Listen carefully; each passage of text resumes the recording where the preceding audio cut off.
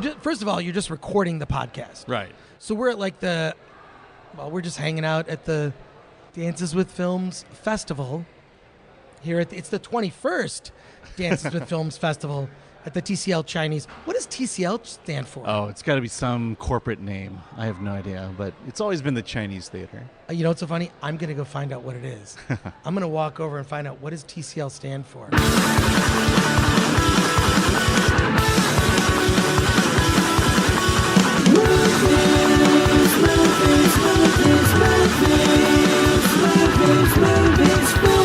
Welcome to the Film Threat Podcast.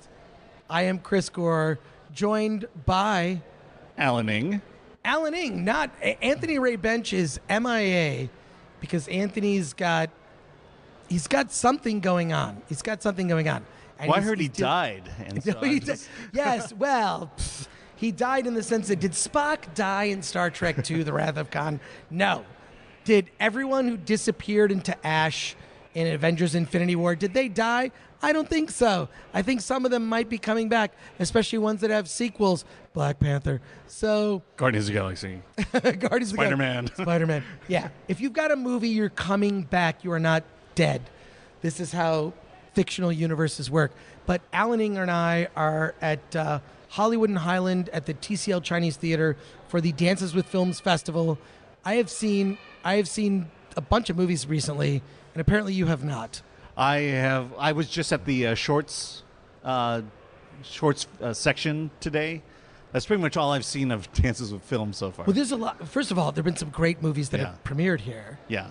This is No Alternative. This is my fourth year. Diminuendo. Yeah. Diminuendo, which was Richard Hatch's last film. Yeah. Starring Chloe Dykstra. Mm-hmm. And John Dykstra's daughter. Yes. If you know anything about Star Wars. If you know anything about Star Wars, you know that Star Wars is special effects are just a tool to tell a story.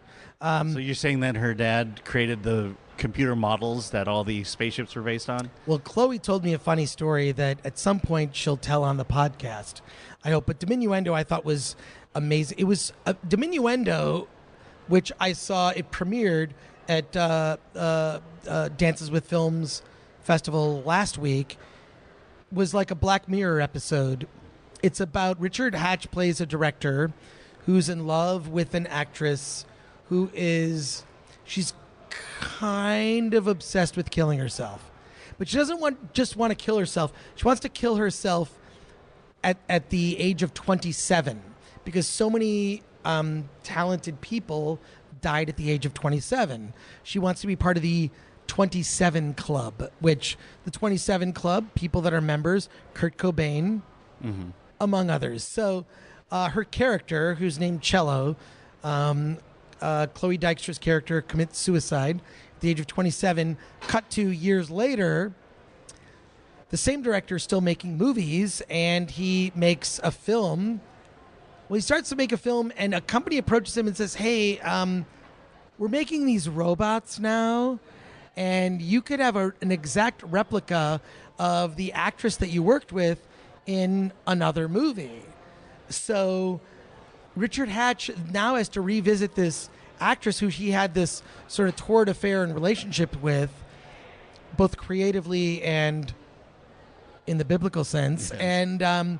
And he directs her on screen, basically a replicant, right? And Chloe Dykstra plays that. It's really haunting because she says things like line. She doesn't blink in certain scenes.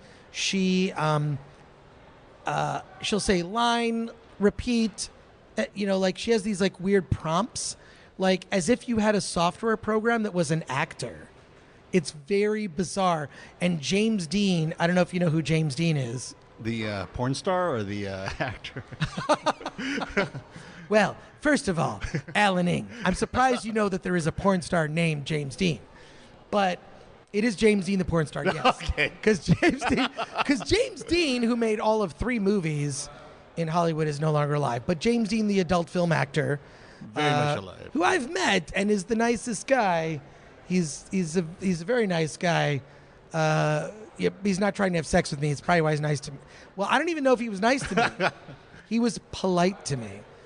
I don't know. He's in the film and he plays he plays an actor who's kind of an arrogant asshole. I kind of think he's playing a version of himself. But Chloe is fantastic in the film, and Richard Hatch. Richard Hatch is great. I feel like the script and the film itself is hampered by the fact that they really needed more money to do this. Mm-hmm. They really needed just a little bit more money. I think that the acting was amazing. I feel that the dialogue was great, and I feel that they needed a couple $1 million just to create the world. Yeah. There's a little world building that was missing. So in terms of production or in terms of special effects? Production and some of the special effects and whatnot, but from a premise standpoint, it's like a Black Mirror episode. So I don't know. Maybe I'm focusing on that stuff. I know it got a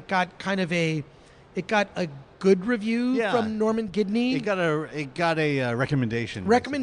Good review on filmthreat.com, but I'm recommending it mainly because Richard Hatch, an actor that I grew up with who was on Battlestar Galactica, the original Battlestar Galactica, good one. 1978, Lauren Green is in it. Starbuck's a guy in this one. Yep. And all the ships were flown with joysticks. Yeah, exactly. Basically, and so, Richard Hatch played Apollo in that, and I don't know. I loved that show as a kid. It came out in 1978, and Richard Hatch has turned up in many things. He was in the, troubled production of Axanar. That one I don't. That's going to be a series of podcasts if we ever get into Axanar. But Diminuendo, I highly recommend. It's what would happen if there were sex robots in the future who were really good actors. Yeah. Starring Chloe Dykstra and Richard Hatch. So I'm recommending it. I don't give a shit what our Film Threat reviewer thought. I know it's technically the website you and I both work for, but I recommend Diminuendo, and it played Friday at Dances with Films. Now, you saw a bunch of films here at Dances. Yeah. What you saw some short films. Tell me everything about the short films. Yeah, well, it was just today. This is my first day here at Dances with Films. It's the documentary shorts. So the first one was, this is very topical, but it's a documentary about Disneyland's presence in Anaheim and the homeless situation, and the basically the imbalance of pay that many of those employees have. They're basically paid around minimum wage, maybe a little bit higher, especially if you've ever worked at Disneyland, you know exactly what we're talking about. But if I live in Anaheim or near Anaheim, and along that Santa Ana River is just a giant homeless community, tent city basically. How is that even it's astonishing to me that and I've seen more and more tent. Mm-hmm. They're not tent cities. They're sort of tent areas. Campins, yeah. Campins, and it's they say that your society is judged by how we treat the people at the bottom, the less fortunate. You're right. Like people who can't afford, to live decent lives. Like it's really just disheartening. Yeah, especially right outside of Disneyland. Yeah. So you saw that documentary. What's it called? Pixie. It was called. I believe the official name is Pardon Our Dust. Pardon Our Dust, like pixie dust. Right. Right. I think the cards they have mentioned pixie dust, but they were referring to it as Pardon Our Dust. So I'm wondering if there's an issue there, but I'm speculating at this point. Yeah. Yeah, and I'm kind of mixed about that because granted, we were just talking about the annual pass prices recently. That park makes a lot of money. Those hotels surrounding that park makes a lot of money. And yet they're still paying their employees, basically minimum wage. Well, Florida Project, the movie The Florida Project, was inspired by all of these kids that live outside Disneyland that can't afford to go to Disneyland. Mm-hmm. It's... Yeah. I don't know if you saw that film. I haven't. I do want to see it, though. It's fantastic. Yeah. It's also really depressing. Yeah. It's also kind of like a Little Rascals episode. Mm-hmm. Because if you look back at the original Little Rascals episode, there was some dark shit that happened in the original Little Rascals episodes. And this kind of says, hey, let's sort of make light of this. Except it's not funny. It's not funny. Like, it's dark. Mm-hmm. Like, there are drug addicts out there, single moms, like kids running around like they can't afford to go to Disneyland. They can't afford to raise their kids. It's sad. And the difference between this and the Little Rascals is the Little Rascals at least took place during the Great Depression. You know, everyone was going through it. Yeah, right. But at the same time, though, you know, as much as you want to focus your anger at Disney, the reality is living in California is not easy, and paying any kind of rent in California. Oh my God! I was just trying to explain this to a friend of mine who lives halfway across the middle of the country about that everything here is more expensive. I noticed it when I first moved to LA in 1989. It was like McDonald's is more money. Like everything, like a Big Mac was 25 cents more than it was in Michigan. Mm-hmm. And everything here is more expensive. You know, Oh, yeah. like name a thing, a gallon of milk, you know, cereal, a box of cereal, pound for pound is more expensive than steak. Yeah.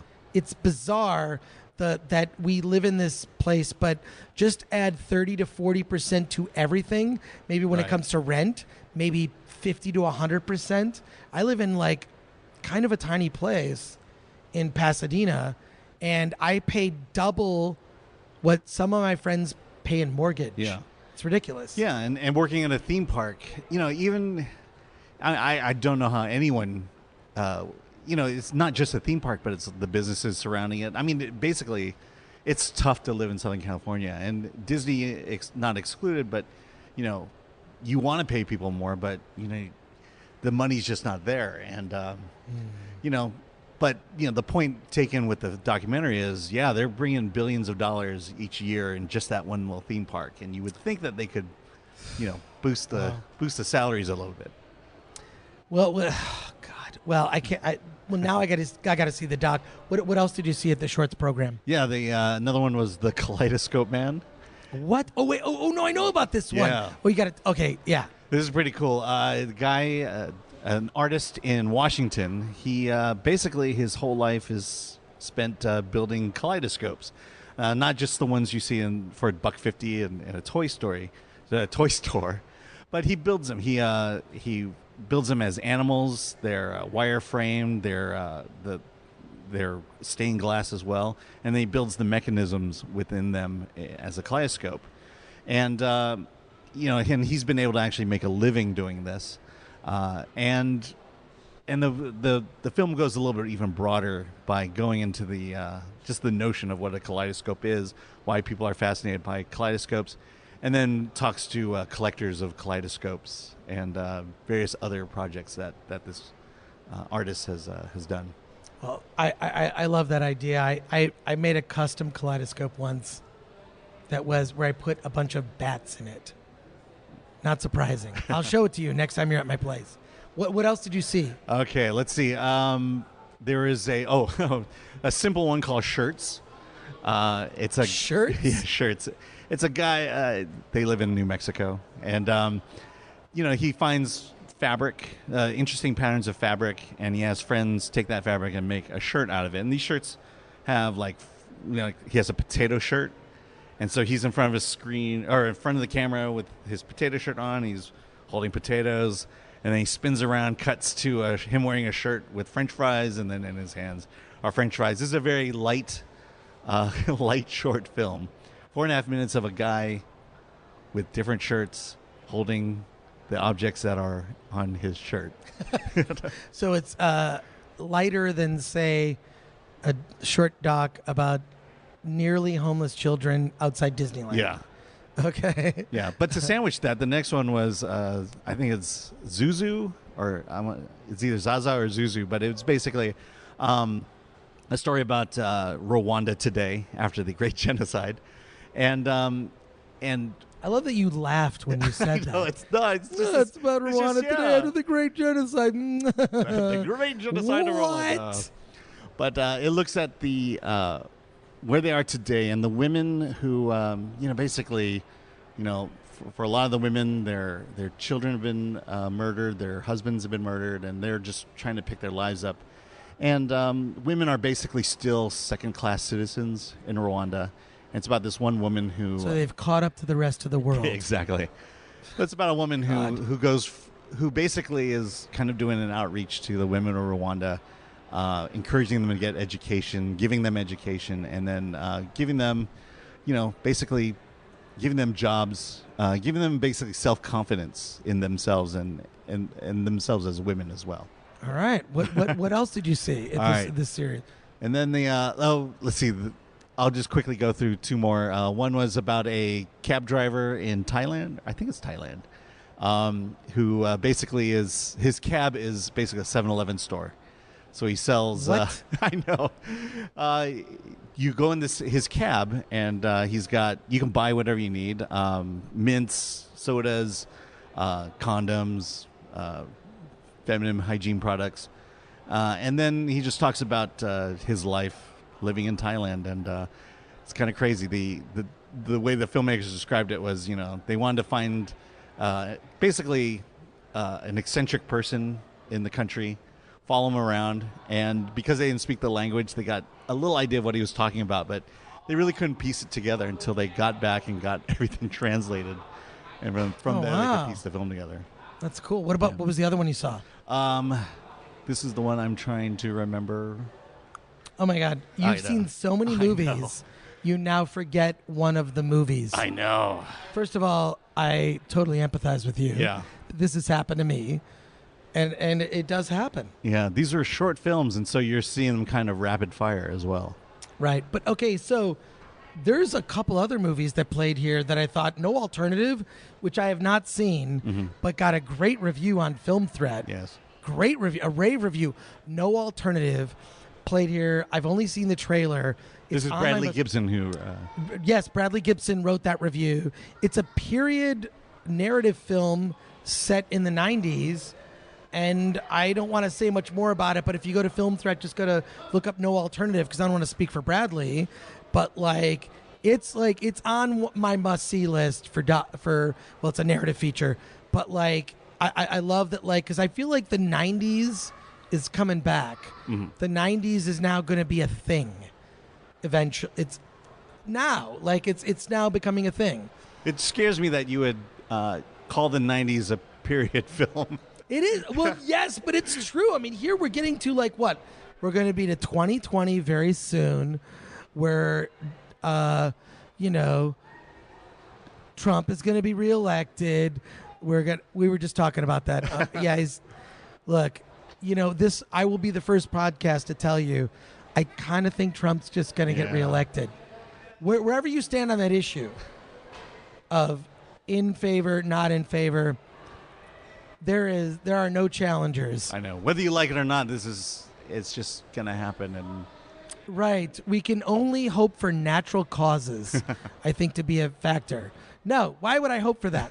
But yeah, so No Alternative, I think, is a 90s period film. Is this movie is ahead of its time in that sense. Mm-hmm. So and there are other films playing at the Dances with Films Festival. I ran into one of the founders, Leslie Scanlon. You didn't tell me this. I did. No, I didn't. This was at the opening night. I went to the opening night party. I just was like, it's on the way home. I'll stop by and pick up my badge. Went to the opening night party, hung out, was disappointed to learn, I don't even know how to say this, cash bar. It is literally, if I am Superman and Superman is allergic to kryptonite, I am allergic to cash bar. So I went to the cash bar and didn't stay long, but I ran into Leslie, and I didn't even realize this festival has been around 21 years. Yeah. So, we were around at the very beginning, and kind of, we fell on and off and whatever in terms of our coverage. So apologies to everyone at Dances, but dang, if the lineup of movies is not incredible. You know what? We've been posting the trailers. If you go to, if you just go to the Film Threat YouTube channel, which if you're on your mobile device and you just go to Film Threat, just look at the menu, go to YouTube, look up Film Threat or Film Threat trailers. We've been posting trailers from the festival. Holy crap, just some amazing stuff. Yeah, there's some cool stuff. Like we didn't get to see it, but there's a kind of a documentary about the LGBTQI community. And just really... they added an I? They did. I'm not sure what the I is. Oh, my God. I got to ask Norm Gidney about this. Yeah, I don't know what the I is. If I want to know what's going on with the gays, I talk to Norm Gidney. Norman Gidney of... We don't talk about Norm enough. He's been on the podcast a few times, and Norm does the website Horror Buzz, which if you have read Horror Buzz, it's so great. I love that these guys that walked by us were really loud. I think as they saw us on microphones, and they thought, oh, let's fuck with those dudes. Except, you know what? They lost. Yeah, they can't. You couldn't hear them. You can't, yeah.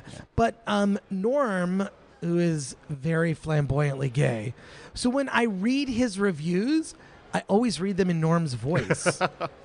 And it's so much better. Should we just put at the beginning of his reviews, like, read in flamboyantly gay voice? I think that's your flamboyantly gay I think voice. it would make the reviews way more fun. Yeah. Like, because Norm is one of my favorite humans on the earth. And I don't know, we were just having a conversation recently about people that are mad at us about things. But so wait, why was I talking about Norm again? He reviewed. Well, he's been reviewing most of the horror stuff. He's been reviewing most of the horror stuff. So, anyways, but also I've seen some movies that were outside of Dances with Films. Yes. Tell me about them. I'm not going to tell you much because we have to cut this short, unfortunately. I saw The Incredibles 2. Oh. Or Incredibles 2. I know. Part of me wants you not to tell me anything. Because my daughter and my wife were all geared up to see this film. Dude, let me just say, first Incredibles is fantastic. Nearly a perfect movie. Yes. It's the best Fantastic Four movie ever made. Yeah. I'm a huge Fantastic Four fan. This is a perfect movie. Is it? I have not laughed from beginning to end of a film more than this movie than I can remember in the last 10 years. Mm-hmm. Brad Bird wrote and directed it. He does, of course, the voice of Edna Mode, and she's incredible in it. The story does not go where you think. The other thing about this is it may be some of the best digital acting of characters ever in a Pixar movie. Oh, okay. I mean, and by acting, I mean acting with your whole body. Right. Catherine Keener plays a character that's the sister of the character played by Bob Odenkirk. These philanthropist, billionaire brother and sister whose parents were tragically murdered. And Catherine Keener's body language, just watch her. Her character's body language. So I'm going to post the review will be on filmthreat.com for Incredibles 2. But it's at least in I have to give it a perfect score, 10 out of 10. Yeah, you know, one thing I'm like, I don't believe I'm doing this, but it's if this were live action, I feel like Marvel would learn something by watching this movie. Oh wow. That's how good. Like it you need to go see it. Yeah. Incredibles 2. The one thing I appreciate about Pixar the most is they don't rush projects. You know, yes. Just the fact that we've had to wait this long for an Incredibles movie, it's the idea of we're not going to do it if we can't do it right. It is. I have no criticism. I have no criticism for this film. The other movie I saw was Hereditary. That's what I'm not going to see. Which we need to do a whole podcast on, and I need to talk to Norm Gidney. Where's Norm Gidney? That's why Norman Gidney and I need to have a conversation about Hereditary because that movie is one of the best horror films I've seen. I'm trying to think of the great horror films that made an impression on me when I was a kid. The Exorcist being among them. John Carpenter's original Halloween with Jamie Lee Curtis. and this is in that category. But I don't get the sense, because of the things it doesn't do and the things it does. So it's not your traditional horror film. It's not a traditional, like Hereditary. Norm Gidney and I will get together. We'll do a podcast. We'll put it out later as like a special episode. I'm blown away by that film. And I don't want to tell you anymore other than see Hereditary and then listen to the Hereditary podcast that will be done. Because to say anything about it, it would ruin it. We need to have a spoiler where we can talk spoilers. Yeah. My only thing is, I would say it's up there with The Exorcist, original Exorcist. Oh, yeah. I've heard similar things about that. Yes. Well, I don't want to say any more. I know. And but you can tell me because I'm not going to see this movie. I'll tell you off microphone. But Alan, we got to go in and see a movie, right? Yeah. Like we got to see a film here know. at the festival. Well, we did see a movie that both of us saw it, but just not at the same time. What? How to Talk to Girls at Oh Parties. my God! Yes. Okay, I have a problem with this movie, and I don't mean I have a problem with the movie. Why did this movie fail at Rotten Tomatoes? Yeah. First of all, How to Talk to Girls at Parties. Like you, this is what I love about you. You're a family man, you have a beautiful daughter, wife, the perfect life. I feel like this is set up for a trailer, a trailer to a movie. No, forget that. But what I mean is that like we both love this film. Yes. And for different reasons. I think How to Talk to Girls at Parties it's about who we are as humans. It's about love. It's about loss. It's about passion. It's about what drives us and gets us excited. You saw it at the San Francisco Film Festival, and you were there with Neil Gaiman and John Cameron Mitchell, who did. He's the director. He did Hedwig and the Angry Inch, and How to Talk to Girls at Parties on my top 10 list of the year. Period, and I just bought the movie because I had planned to go see it at the theater. It's like, I'll go see it. And it opened in theaters and it died. Yeah. And like it came in and then it was on VOD like a week later. I'm like, fuck, what?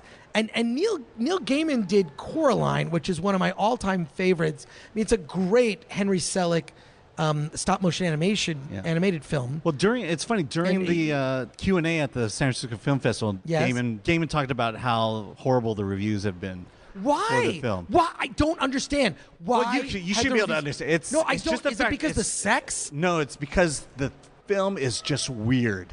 It is crazy weird. It's not weird to me, but I grew up watching John Waters movies. But I think that's what the top critics at Rotten Tomatoes were just kind of going off of. Top critics. Fuck that. I don't want to. You know what? I'm not going to say anything, but I want to say something. A very prominent film critic that I have worshipped my entire life said to me, and I'm not going to say who it is, we live in the age of amateurs. Yeah. These are the motherfuckers doing the reviews now. These are the fuck idiot morons who gave How to Talk to Girls at Parties a negative review because they don't fucking have life experience. They've never fucked in a way that was passionate, that was about a moment that, like, there's a great moment in the film where Nicole Kidman's character, she's like this matriarch. I mean, she's kind of a patriarch, but a matriarch of this group of punk kids making music. And she's like, this was a moment. And she screams like all they did was see this band perform this song led by the lead character. There's N, of course, short for Henry. Then, of course, there's... Oh, you're going to ask me character names after. I'm not seeing this film for a long time. Oh, my gosh. I know. It's Elle Fanning's character. And in any case, I think it's Zen. But I don't care about the characters' names. But, like, they have a moment. They sing a song, Eat Me Alive, Mommy, Mommy, Eat Me Alive, Daddy, Daddy. I watched the film 6 times. I bought the soundtrack. No, I bought the digital. I don't know. Like, how do people buy movies now? I just wanted to see it. And it's on my top 10 of the year. I'm there's something wrong with film reviewers now. I feel like maybe the gate of entry is too easy these days, where like anyone could do it, which I love the democratization of talking about entertainment. At the same time, I feel like you need to know film history, have a good grasp on grammar, and you need to have passion. And there are plenty of people with passion, but lacking the other two. So this very prominent film critic who I worship said, we live in the age of amateurs, and to me, this explains why a brilliant movie that to me should be one of the top films of the summer, How to Talk to Girls at Parties, is not like 100% on Rotten fucking Tomatoes, which, like, I don't have a problem with Rotten Tomatoes. I think people give power to Rotten Tomatoes. I don't give power to Rotten Tomatoes. Fuck them. Fuck Rotten Tomatoes. Even though we are part of we the love Rotten Tomatoes. You love that they keep track of your reviews. That's the only way I can get all the movies I review is by going on. Yes, well, I should look at that. I'm sure I have a profile there or whatever, but that movie just blew my mind. And I know, like, I mean, you know, when I've cried more than once seeing a movie, that says something. The ending of that film, am I right? Without giving anything away. It's sweet and it's touching. It's sweet, it's See, it's more than that. Sweet, touching, it's emotional. It's about life. It's about why we're here. It's you know what? It's so good. It makes you want to read Neil Gaiman's story, which Have you read it or? No, I have not. I have not. I've read Neil Gaiman's comic books. I have not read his stories, fiction, and I feel terribly guilty for that because I really admire him as a creative. There's a speech he gave. Neil Gaiman gave a speech at a university about creativity that you can buy as a book, and I once bought a ton of copies of it and gave it out as gifts, and I don't have one now. And I'm really mad. You can see it. It's on Vimeo somewhere. Just look up Neil Gaiman speech, blah, blah, blah. It's like a 20-minute speech that someone transcribed, turned into a book, and it's a brilliant, brilliant treatise on creativity and life and goals and aspirations and passions. And I saw there were a bunch of them on sale, and I just bought a stack and I just gave them to friends as a gift. Because books make great gifts. But I am not a reader of his fiction, and now I will be because that movie really touched me, and I'm angry that a film of that quality could receive a bad rating on Rotten Tomatoes. Fuck Rotten Tomatoes. You have a brain, and you can decide what you want to do with how you spend your media money, and I do believe in doing that because I believe it's a form of voting for me, right? It's that's why I purchased it. But I was going to go see it at the theater and was in and out of the theater before. Yeah, no, it was an A24 movie. Usually I love A24. I know. I think it was only in one theater here in LA in hopes of finding an audience, and then I don't know. Yeah. Fuck that. Where's your balls, A24? Where are your balls? You stick to your guns. You put that movie out there. You ignore bullshit Rotten Tomato rankings. You put that film out there. You wait for it to find an audience. Remember when a movie found its legs? This was the thing. We live in an age now where it's like movies make a ton of money and then they die. It starts out as a very high peak and it goes down.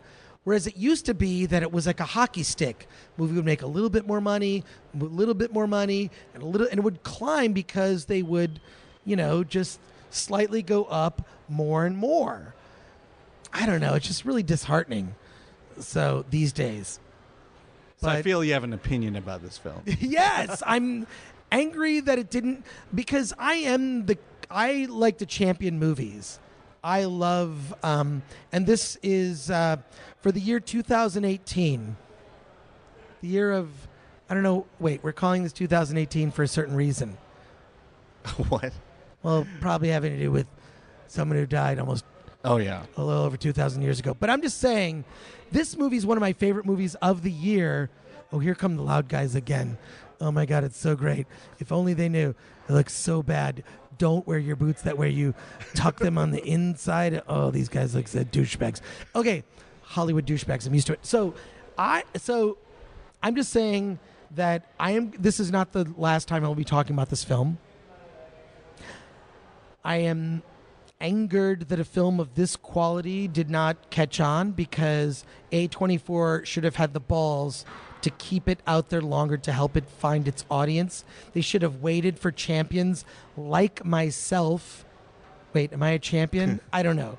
Just to say, look, you need to see this. I feel like they didn't give it its due. And also John Cameron Mitchell, the director, who did Hedwig and the Angry Inch, which if you have not seen that film, fuck you. You need to see Hedwig and the Angry Inch, or go see the play, and or get the soundtrack.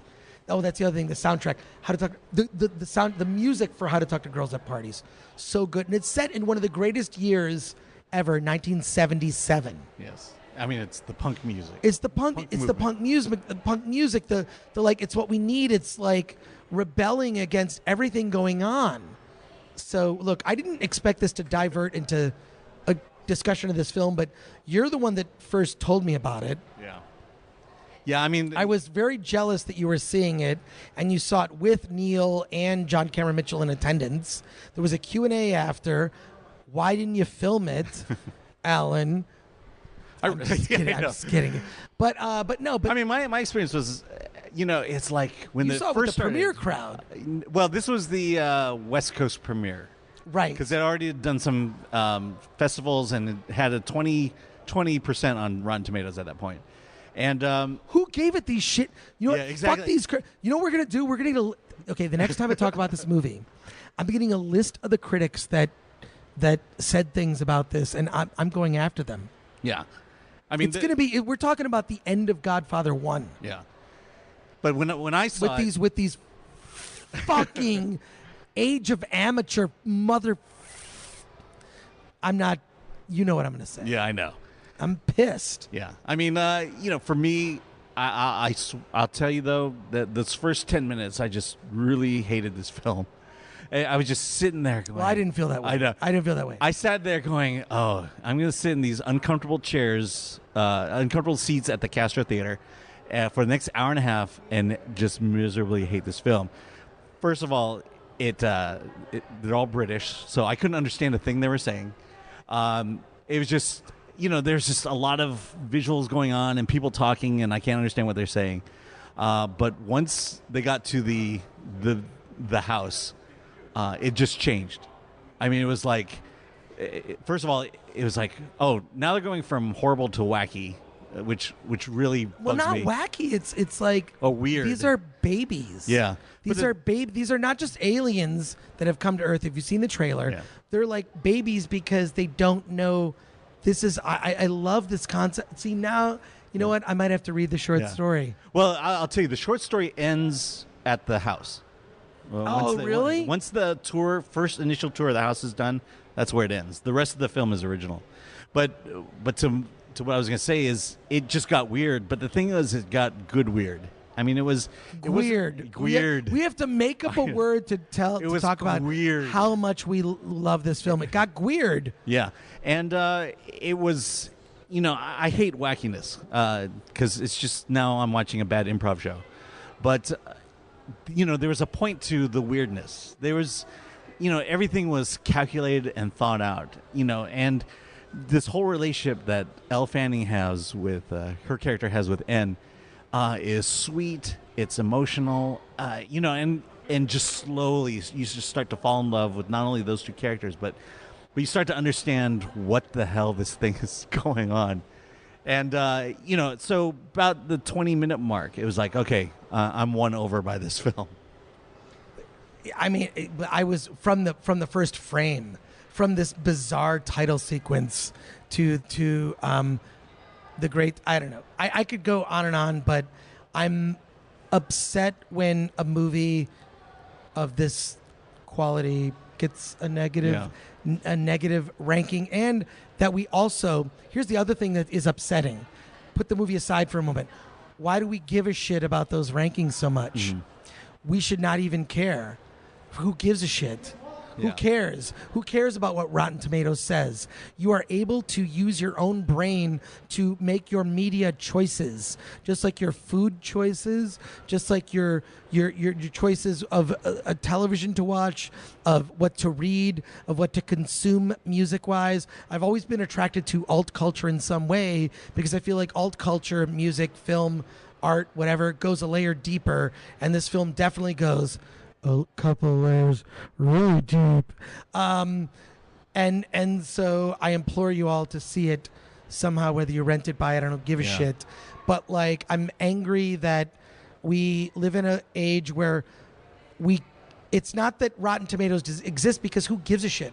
I like Rotten Tomatoes in a certain sense, but I don't take it seriously. I don't let it influence me. I don't let those things influence what I choose. I choose what I choose. Yeah. I don't know. I feel Wait a like... second. I thought that was such a great way. We should just end the podcast Yeah, now. there we go. I choose what I choose. I choose. Which is, I thought that was a great... We should just... The music is swelling right now. Yeah. I feel like we're ending it. Then Anyways, let's end I'm sorry I interrupted you. No, I think... now you made me forget what I was going to say. Even better. All right, well, Alan, you can follow Alan on Twitter. At My Pal Al. My Pal Al on Twitter. You can follow me, that Chris Gore. Film Thread on everything. Film Thread on Instagram, Film Thread, Facebook, Twitter. and Twitter and all that. And thank you for listening. We will be at the Dances with Films Festival all week. We will be seeing movies not recommended by Rotten Tomatoes because whatever. And thank you for listening to the Film Threat Podcast. Subscribe. Anthony's coming back.